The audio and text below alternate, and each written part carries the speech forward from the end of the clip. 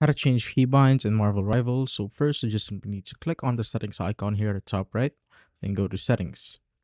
Once you're on settings, go to keyboard here at the top, then go to UI right here, where you can see all of the hotkeys that you have.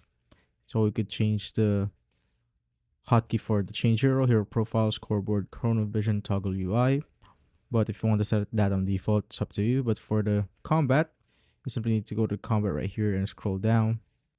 Now once you're here, you can now change anything that you want. So let's say you want to add a double keybind for a certain action. So if you want to set your jump to another keybind like your mouse wheel, so I'm going to set it to mouse wheel up.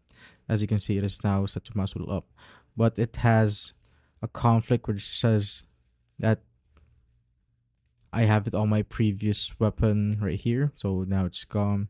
I'm just going to set it back.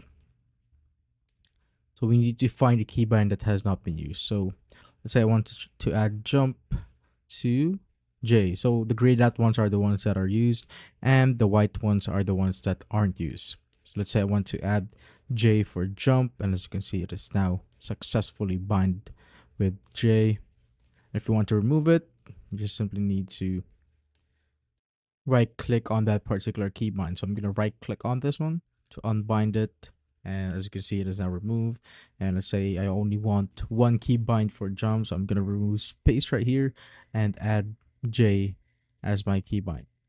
That's basically it. Now I want to remove it again. I'm just going to set it to space. So click on the empty box right here. Then input or click on the key on your keyboard that you want to set it to. So I'm going to click on space. Boom. So it's also same with others right here. Got to set my primary attack to my left mouse button. So click on it, then click on the key again to set it just like that. And that's basically it.